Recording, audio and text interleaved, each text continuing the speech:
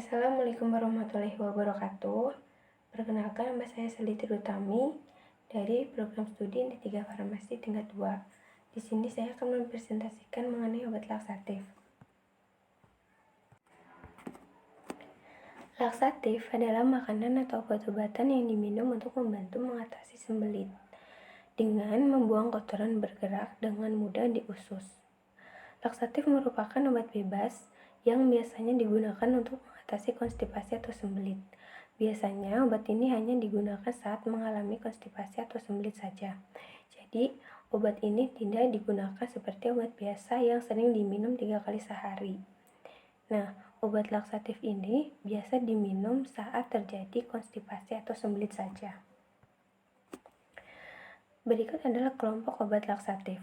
Yang satu, pencair pembentuk tinja atau yang biasa disebut dengan blok laksatif. Pencair jenis ini umum beredar di pasaran, baik yang berasal dari serat alamiah seperti psilium ataupun serat buatan seperti metil selulosa. Yang kedua, pelembut tinja. Obat jenis ini dipakai oleh usia lanjut sebagai pelembut feses. Yang ketiga, pencair stimulan atau perangsang. Contoh golongan ini adalah sena dan bisakodil. Sena umumnya aman dipakai untuk usia lanjut. Efek obat ini menstimulasi dan meningkatkan peristaltik atau gerakan usus.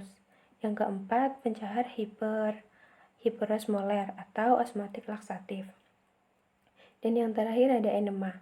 Enema dimaksudkan untuk merangsang terjadinya evakuasi tinja sehingga bisa keluar.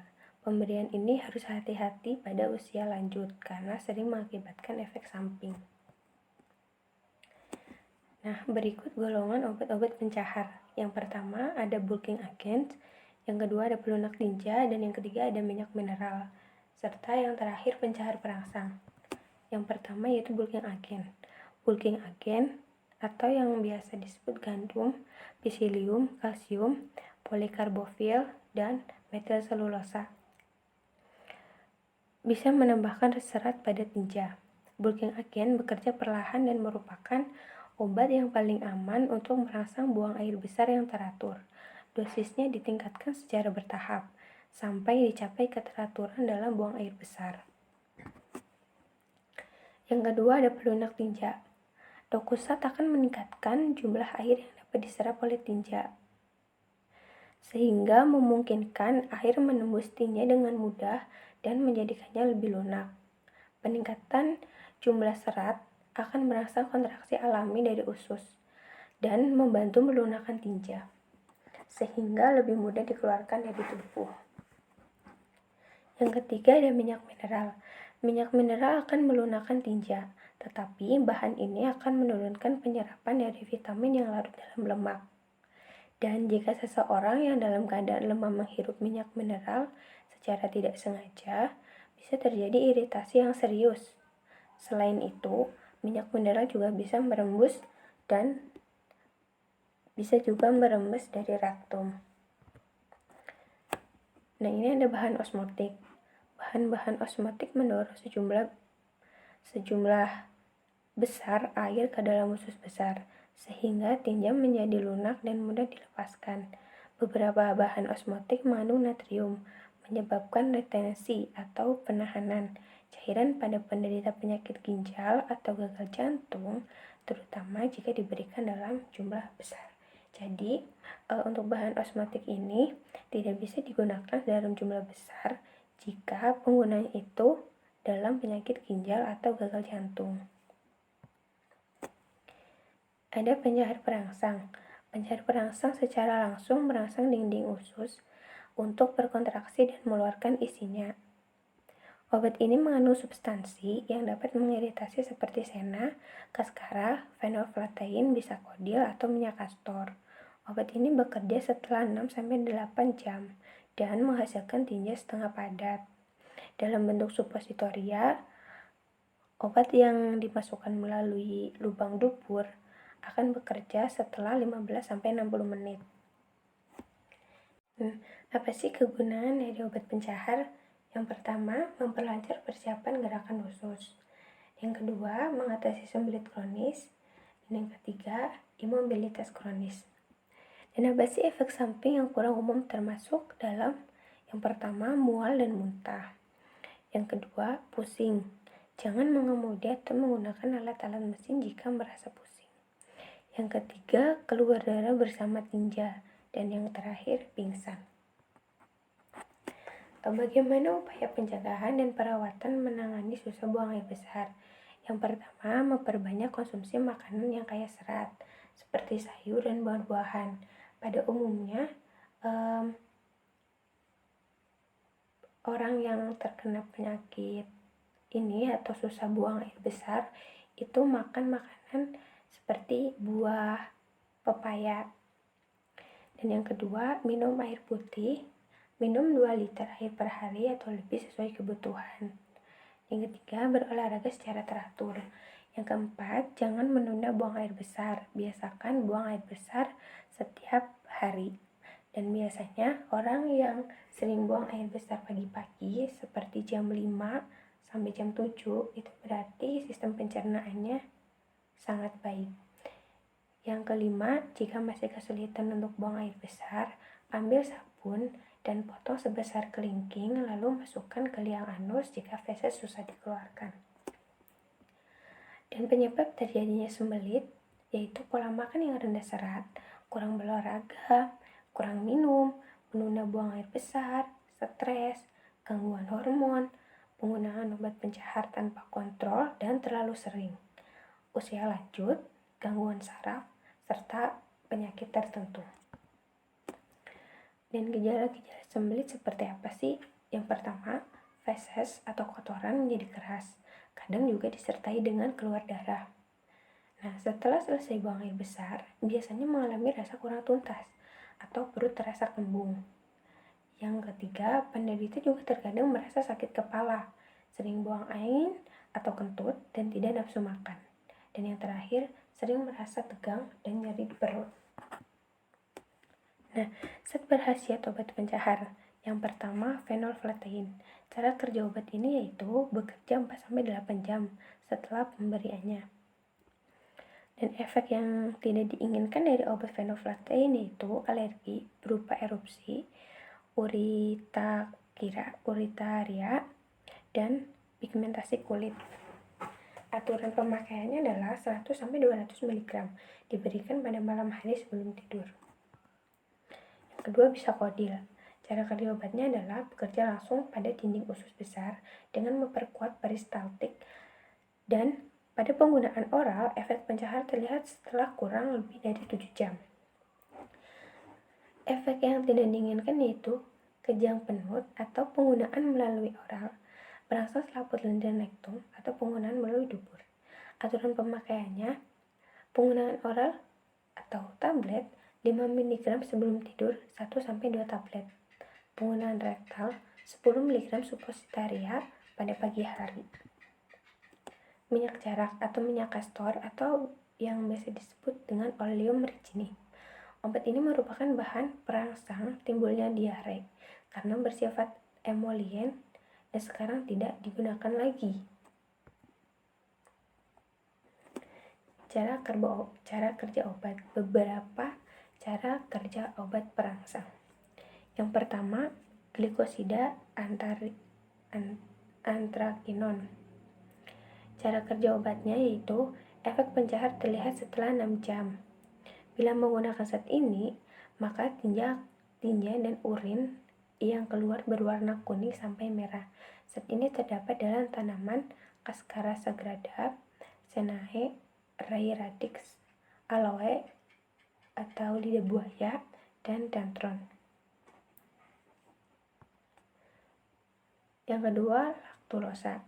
Cara kerja obatnya, zat ini dalam usus menghasilkan asam organik yang menstimulir peristaltik usus dan penahan air dengan jalan osmosis sehingga tinja menjadi lunak. Efek pencahar terlihat sesudah 2-3 hari. Aturan pemakaian 7-10 gram.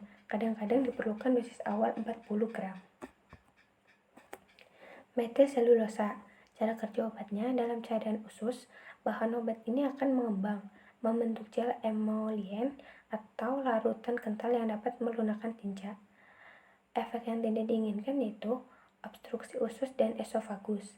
Dan cara aturan pemakaiannya adalah untuk orang dewasa 2-4 kali, 1,5 gram per hari. Untuk anak-anak 3-4 kali, 500 mg per hari. Parafin cair. Parafin cair zat ini bersifat mengurangi absorpsi vitamin yang larut dalam lemak. Hal yang tidak diperhatikan dalam penggunaan parafin cair dapat menyebabkan radang kronik.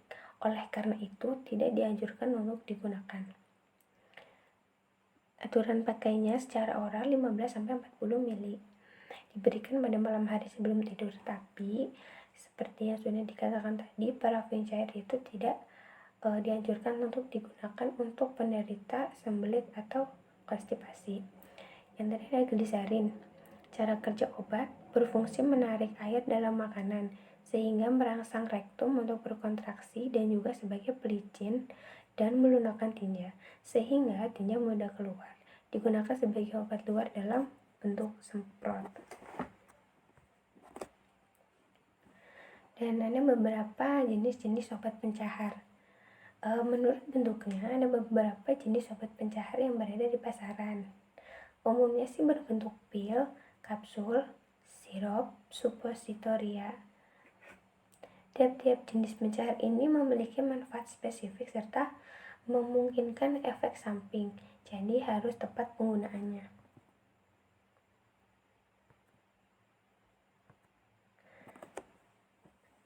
Beberapa obat pencahar tipe bulking forming atau serat.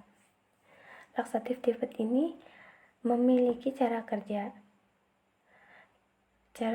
yang sama dengan serat makanan alami, yaitu dengan meningkatkan serapan cairan pada feses.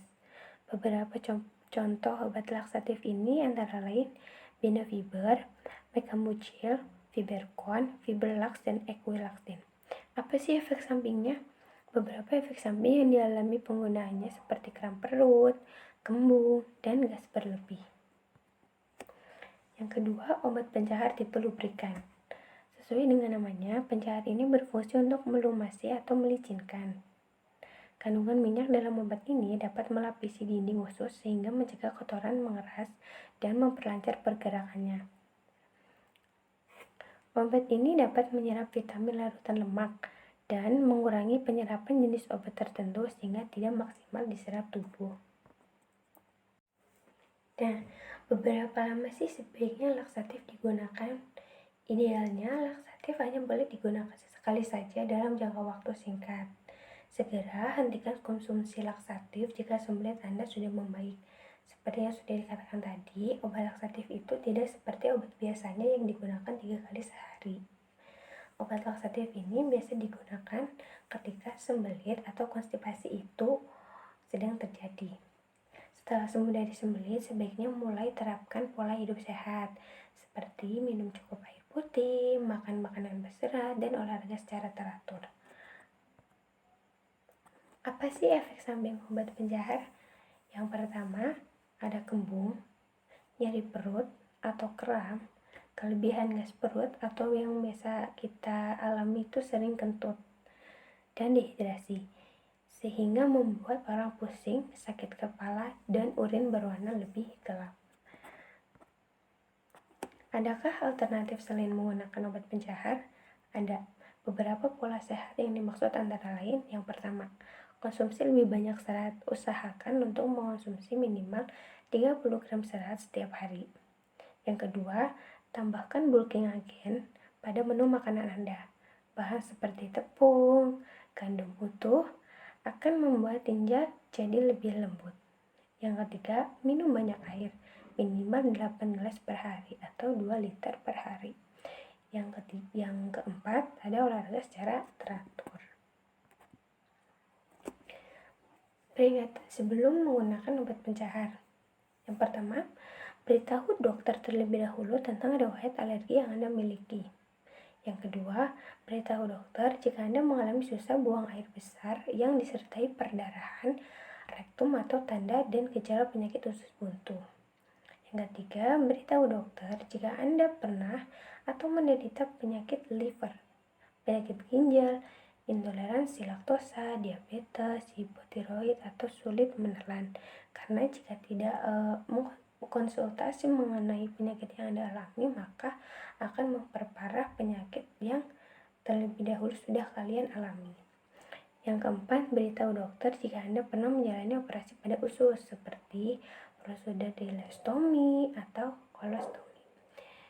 Nah, yang kelima, konsultasikan dengan dokter sebelum menggunakan obat pencahar jika Anda sedang hamil, menyusui, atau merencanakan kehamilan. Yang keenam, beberapa jenis obat pencahar mungkin mengandung phenylalanine. Beritahu dokter jika Anda menderita fenilketonuria. Jangan memberikan obat pencahar kepada anak berusia kurang dari 6 tahun atau lansia tanpa terlebih dahulu berkonsultasi dengan dokter. Dan yang terakhir, beritahu dokter jika Anda sedang menggunakan suplemen produk herbal tertentu atau obat seperti obat golongan opioid. Nah, berikut salah dua obat pencahar yang ada di pasaran. Yang pertama, Laxadin, dan yang kedua Dulcolax. Dan Dulcolax ini yang biasa digunakan oleh orang-orang saat mereka mengalami sembelit atau konstipasi. Nah, berikut presentasi mengenai obat laksatif yang dapat saya sampaikan. Apabila dalam penyampaian tadi banyak kekurangan dan kesalahan, saya mohon maaf. Wabillahi taufiq wal hidayah. Wassalamualaikum warahmatullahi wabarakatuh.